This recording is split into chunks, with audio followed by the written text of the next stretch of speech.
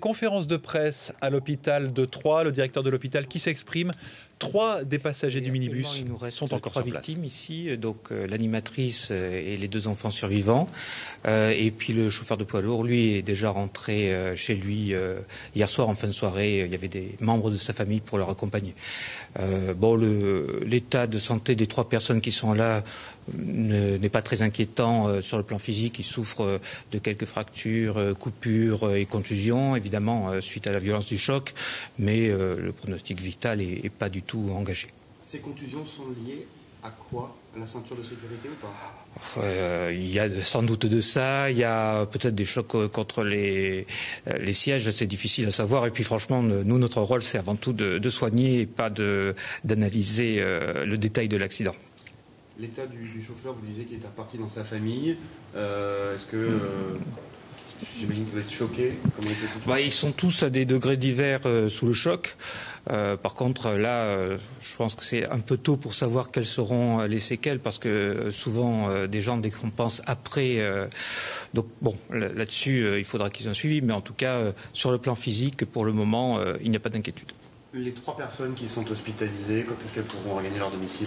Ça, on verra en fonction de l'état d'évolution. Les médecins vont les voir au fur et à mesure dans la journée, et puis ils décideront. Comment vont les enfants? Dans quel état psychologique ils sont?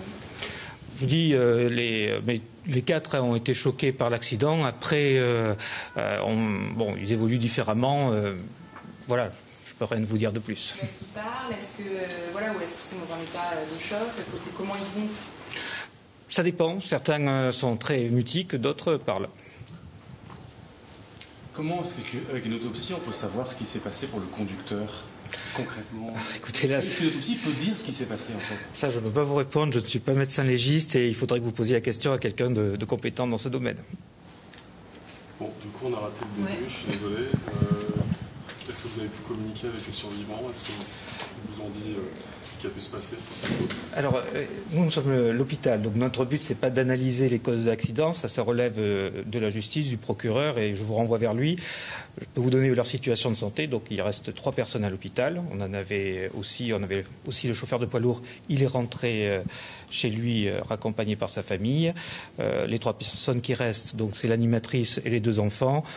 Pas d'inquiétude sur le plan physique, c'est-à-dire que les blessures sont relativement bénignes, surtout compte tenu de la gravité de l'accident, des quelques fractures, des coupures, des contusions. Mais après, sur le plan psychique, il faudra du temps. Ça c'est un autre aspect. Et ils sont conscients Ah oui, ils sont conscients. Aucun n'est ils sont dans des services de soins, j'allais dire de faible intensité. Aucun n'est en réanimation. Voilà. Le temps jugé nécessaire par les médecins, là c'est trop tôt. Vous savez, nous on fait du soin, on ne fait pas de la prévision. Donc on va attendre de voir comment ils évoluent. Dès que leur état semblera tout à fait satisfaisant et qu'il n'y aura pas d'inquiétude particulière, ils seront renvoyés chez eux. Et ils ont pu s'exprimer? Ils vous ont dit quoi leurs premiers mots quand ils sont venus? Je n'étais pas là pour les premiers mots et là, franchement, on a demandé à des familles s'ils souhaitaient, à la demande de certains d'entre vous, si les sociétés s'exprimer. Pour le moment, les familles ne souhaitent pas s'exprimer, donc je vous demande de respecter cela. Si jamais une famille change d'avis, on vous tiendra informé. On disait par exemple l'animatrice qui est blessée ne se souvient de rien. Vous confirmez? Pas d'informations, je n'ai pas d'informations là-dessus. Encore une fois, nous, on n'est pas en charge de l'enquête sur l'accident, on est juste en charge des soins. Donc, voilà. Est-ce qu'ils peuvent rentrer chez eux ou non? Est-ce qu'il faut les garder? Comment ça se passe? Bon, je vous dis, sur le plan physique, pas d'inquiétude. Sur le plan psychique, on verra au fur et à mesure des jours.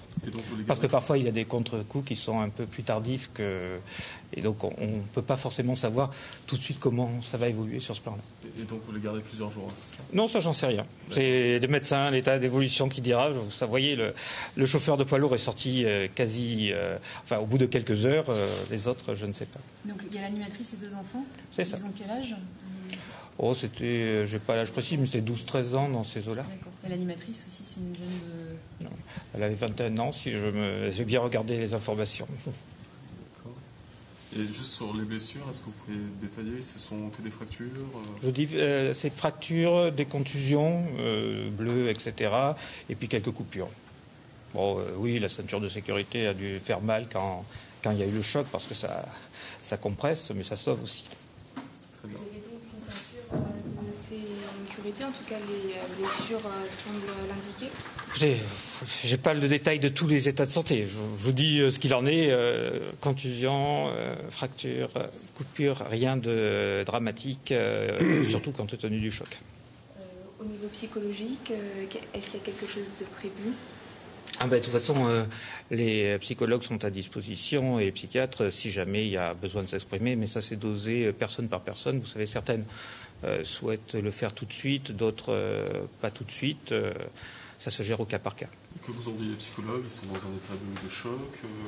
Est-ce qu'ils vous ont décrit leur état d'esprit? Non, on ne m'a pas décrit leur état d'esprit personne par personne. Vous savez, le secret médical vaut aussi pour la direction de l'hôpital. Donc, j'ai les informations générales, j'en ai pas d'autres. Donc, toutes les informations que j'ai, je suis en train de vous les donner. Mais le secret médical, même dans un drame comme ça s'impose à tout le monde.